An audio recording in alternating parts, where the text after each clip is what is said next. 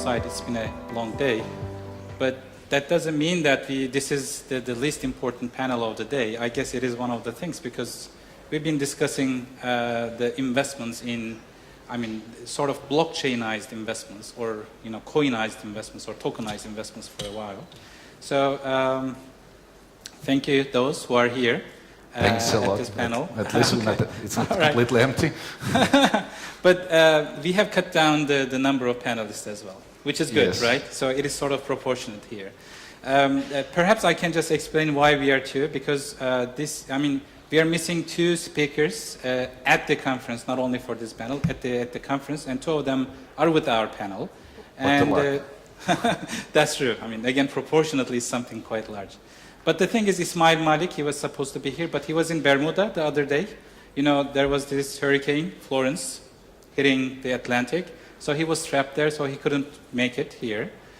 Too bad, because he's a great guy. He's a great speaker, but aside from that, he's an editor with ICO Crowd, and he is also running this blockchain lab.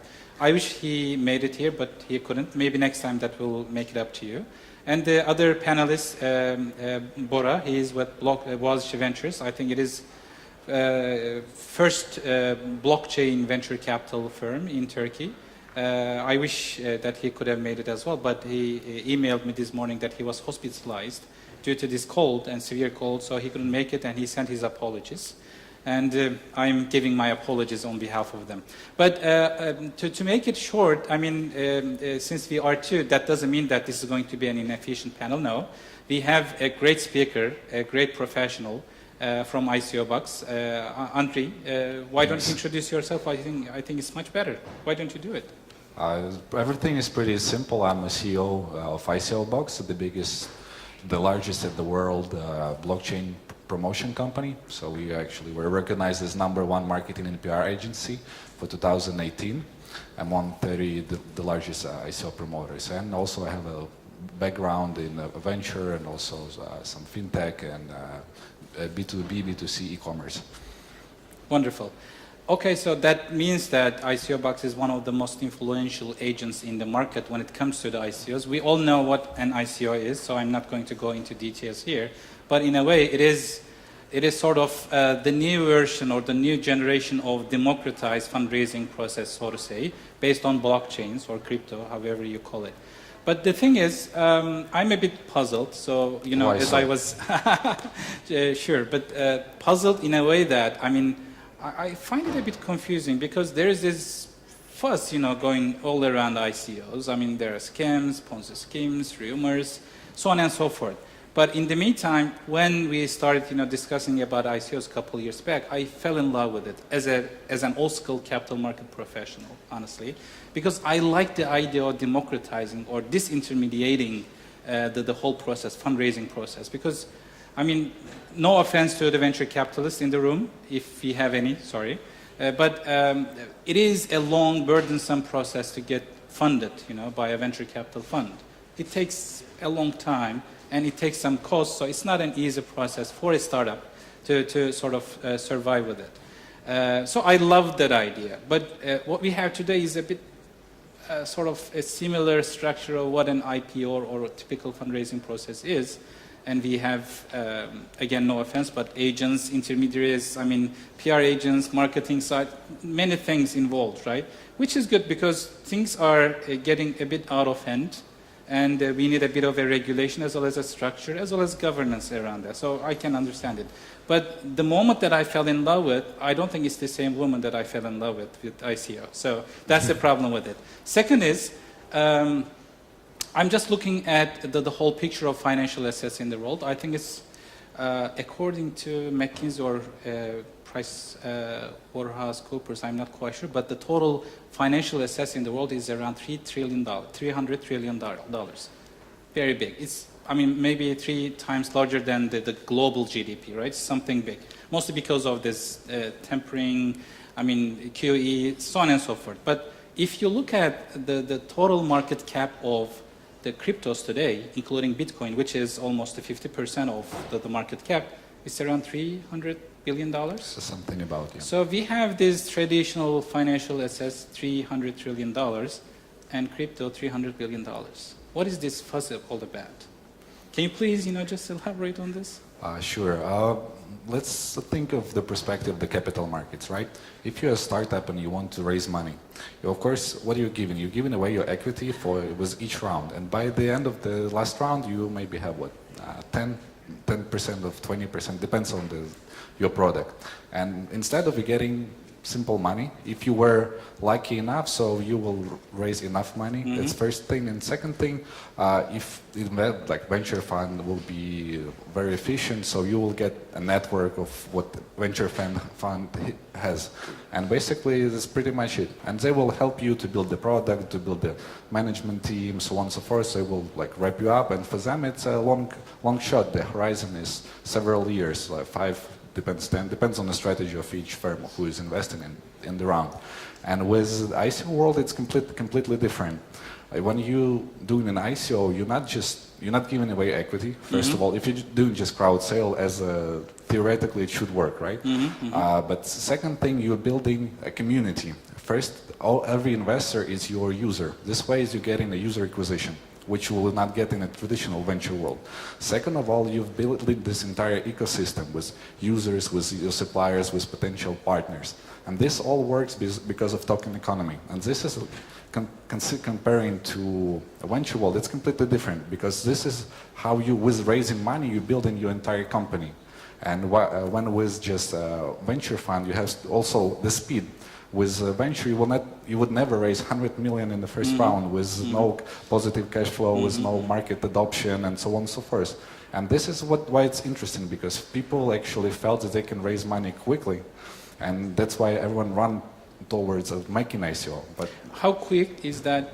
How quick is that? Quickly comparing to the conventional fundraising. I mean, again, I'm a bit puzzled there. So quickly for ICO. It depends on the stage of your product, right? If let's say if you have, at this moment you have to have MVP, good team, so on and so forth. So to run an ICO, it would take you 4 to 6 months, with whole campaign and raise the money. Of course, it can be long. Depends on how much you want to raise. But if you are modest in your appetite, so you can make it in this time. And with a venture, you would go with round. It would take to raise the same amount. It can take you years. I might disagree a little bit because, I mean, I know some startups, some projects, they are trying to, go with an ICO. And some of them have been struggling very hard to sort of finalize the process. I'm not referring to good examples, because we all look into those good examples. But there are also some others. Maybe we should also, focus our attention to them. So what I see is basically the whole process is a bit longer than that. So that's why I get a bit puzzled, a bit, sort of confused. So if there is not much discrepancy in terms of the whole timeline, and for a venture capital fundraising process and between a token sale fundraising process, so I don't know the comparative advantage of that. Oh, I just told you, you have comparing timing, it's faster. B, you don't give an equity most times. You have a control of the company. And the second, you're building the entire community and how you get a market adoption right away. So basically, we're taking away the flippers that were trying to speculate on your project and just make money. But those who originally invested, the people that true believers in your project. And then they will be supporting you, they will be giving the feedback, and that's basically, you go with these people and they help you to adopt the product because they are interested with their money in your success. So with every feature you release, in everything that you do, they will be giving you a feedback. And they will also put a lot of pressure because after the ICO, the most common mistakes, the people are just stop communicating. They put a lot of money into terms of marketing and PR. And to create all this fuss about the project, but when they raise money, they say kisses and goodbye, right? We're now going to work on the projects, and there is no communication going. The good thing if they have a pipeline of product development and they start doing releases, at least as they promised. But most times it's just for a lot of there's so many projects that they don't even say anything about them, and then just people start putting pressure in social channels, and then founders try to reply something, oh, we're still developing. So the communication afterwards is very, very important. Question, how many of you have been involved in an ICO process? Your project, your startup? Good, not bad at all. If you- So the others, perhaps you're like me, I'm a bit illiterate when it comes to the ICO's process, so perhaps we can just go a bit simple, starting briefly and walk us through, in terms of the whole process. So I have this project which is not blockchainized or which is not based on blockchain. Can I do an ICO? Depends if you need a blockchain. It's the first question. If Okay. you don't need I don't need blockchain for that project. so Is you it- cannot do ICO. Okay, good. It's as simple as that. All right. I have a project which is based on blockchain. Okay, what should I do first? Very simple and very quickly, please. First of all, you have to. The key thing is to create your token economy, because it's where it starts. If you have a bad token economy, it means that you fail all the way at the end, and it's inevitable. As we can see, 90% of the projects they dropped at their, like all alternative coins, they dropped from 70 to 90%, and that's not because of they don't have either product or the economy is bad and the user adoption is very slow. People are not using your product or it's even not ready. So for you, the first thing is just to, like 2016, 17, you would need just a good white paper and some few fancy names from crypto market, like advisors, and this was it. And you would go and raise whatever, 30, 40, 50 million, which is crazy number for traditional markets, right? It can be round A or even round B for this kind of money. And nowadays it's completely different. You have to have actually at least MVP. The team should be very, very strong, and the team should be relevant to the projects that you actually do. If, for example, if you were all the background in agro, you cannot do aerospace projects. So people have your advisors, and like the core team should have like public market experience. If you have, for example, backers like funds, they also have to have like very big names in terms of funds. So like what's going on right here is that all this experience of capital market is just moving to this crazy world of crypto, and the standards are every day, every year is getting higher and higher.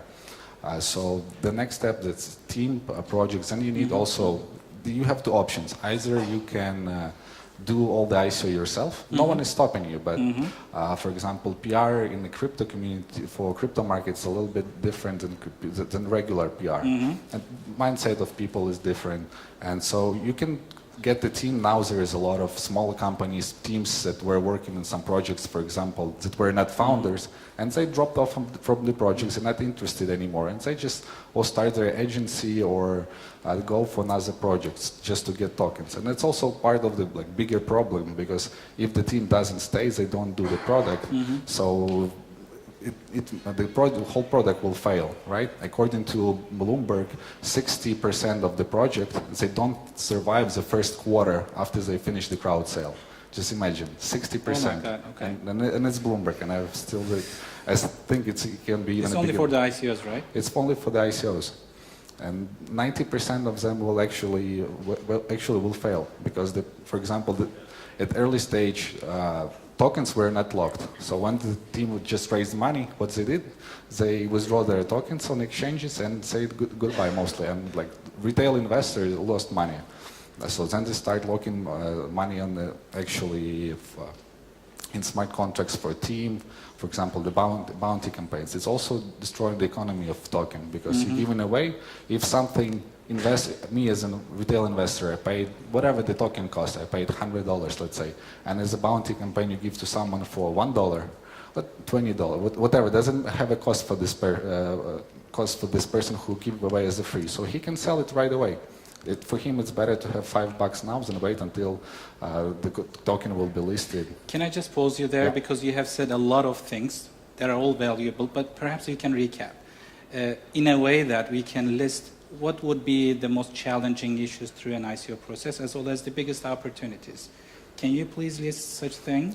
The three things that are beautiful, the three things that are a bit ugly. The first thing is an effort, because you have to have a very good team, you have to have a very good product, and you have to, it doesn't matter what market it is right now, because even in the falling market, I see examples where people raise 40 million And they raise it almost through summer. So you have to put a lot of effort. And if you sit and just claim the market is bad or something is not working, it means that you didn't put enough effort on this. So you have to very wisely structure your ICO process. Like for example, when you announce a new partner, a new, for example, board member joins, or everything has to be lined up and to build the whole story. So this is very important. And for example, the bad things, as I mentioned, first you stop communicating after the ICO. I mean, it means that your coin will definitely drop. Second, of course, is the token economy. If you don't have a right token economy, you will not survive. The whole idea is about token economy and how, what's the utility of the token. If it's the security, now the market is shifting towards security tokens, right? So you have to have this logic all behind the project right away. And also, you have to take into consideration that legal part, because there is no clear vision, there is no clear worldwide regulation. So for example, we as the ICO box, we don't take clients who decide to take money from US investors. It means that SEC will be right there. Okay. So legally you also have to have a legal model, because without legal model you will have it. At some point, it doesn't matter if it happens right after the token sale or in a year, but you will get a lawsuit, and that's for sure. Sure. Okay. So, as ICO Box, I believe that you have already undertaken a number of projects, and you have raised how much? We raised it's about $400 million. Okay. In how many projects? It's about 80 projects. Okay. Not bad at all. Congratulations for Thanks. that. So, I believe that the success rate is quite high due to your business model, because you have this sort of package services to make sure that the compliance is there, the marketing side is there, the other regulatory sides are there, as well as the technical aspect and the audit side as well, right? It is how you do it's very interesting how, as a company, we are also involved, because last year, when we started, right, in 2017, there was no best practices, and for example, we have this big bulky package that would cover everything. And it was working well, but now markets are shifting, and for example, we need to be more laser sharp. So from this bulky box, we going towards, for example, we have now a PR package for South Korea, we have a PR package for Japan. So if you go for this market for roadshow, you take our package, you don't need to take one bulky global PR package. So we're trying to be very proactive in terms of feeling the market need and to be very responsive. Because and especially when projects start raising less, and because of several reasons. So you're also country agnostic in terms of the projects that you are working with. So you can work with the Turkish project, right? As well. Yeah, we work globally. We 150 people, and we have I'm based in Kyiv, and all our management is literally decentralized from Canada, States, Ukraine, Moscow, Italy, Singapore, and we have teams in many countries. So the whole point of us is we do all things internal, and it's our knowledge and experience that stays within the company. Well, I don't know if Pavel is here. He's also from Ukraine. He's not in the room, but I admire you guys. Why are you so successful? I mean, Ukrainians, Russians. What is this luck factor, with you? I mean, that we don't have it. We just love idea. No, Ukrainians, we're anarchists by the big anarchy, and for us, something that decentralized, no one is telling us what to do. We just love it. And second of all, we get this access to the capital markets that you can, because in Ukraine, the financial markets are, let's put it slightly, badly developed, and this is the way you can raise money. And there is a lot of smart guys which come in, especially from IT. Ukraine is number 3 in the outsourcing globally, and we have and we have a lot of IT guys who do outsourcing. Now we start product companies, but people also. What is the total number of developers? Do you have that number in Ukraine? I don't have it in mind, but it's number 3 in the world. So. Oh, okay, interesting. Last 30 seconds before we can take a question. There's this sort of bull run or plunge, whatever you call it, due to the value in Ether because of some regulatory, dimensions, so on and so on. It's going on. But it is also negatively impacting the ICOs. It seems so. So what is your take on that? Because The number is, it was $3 billion in January, the total fund raised through ICOs. But last month, it was only $300 million, 1/10 of it. What happened? I believe we held a little bit different numbers. Okay. For example, in 2017, our research team, have an internal research team, we calculated that it was raised about almost $6.9 billion for the entire year for about 514 companies. And this year, for first half, from January to the 2 quarters, there was about 540 companies who raised around 11 billion. Okay. So eventually the amount of projects they raise, but how much they raise is also a little bit decreasing. So, but in general, the market is developing. Good. Okay. Quick question, just one maybe. You can also ask your... Okay, there are 2. 3, 4. Can you please make it very quick? I'm just taking advantage of... Curious this how number of... your company is compensated. Do you take some part of the The fee model, you're asking? ICOs, or do you just get money out of fiat currencies or You can pay us, we're a crypto company, you can pay us in Bitcoin, Ether, we can also pay us fiat, and basically for us, we would take the fixed part and also the success fee. Good. Well, there's a lot of information on their website. I mean, even the pricing, so you can take a look at it. And other question? And the last one, yeah?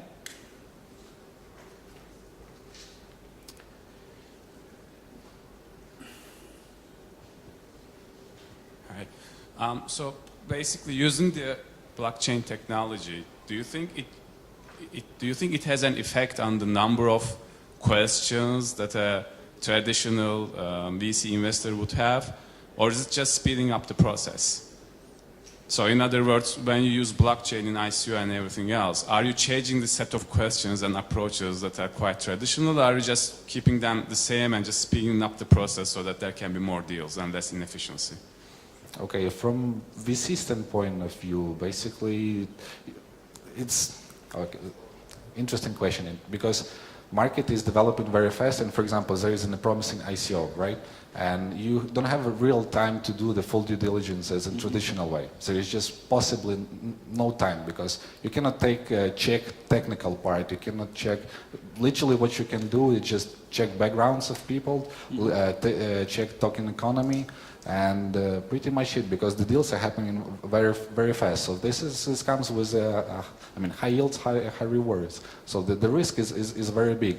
But the questions, of course, then when you start investing in a company, you don't release all the money right away. You claim that, for example, we're going to invest $500,000, and then this money are frozen. But you have the checklist what the company has to comply. And then if you can find the company is not, for example, they promise they have MVPs that working, and you said, yes, I'm an investor, you sign the terms. But if they, for example, the MVP is not working, you can get out from this deal because someone lied. So basically, due diligence all shifted from upfront to the process after you invested, and that's a big difference, and it also is very, very risky. Good. Did you enjoy the discussion? Good. So Thanks. I think I am sticking to my promise that almost 15 minutes, 3 minutes more. Sorry about that, and I hope you enjoy the rest of the sessions. And thank you very much. Thank you, Andrei. Thanks. All the best.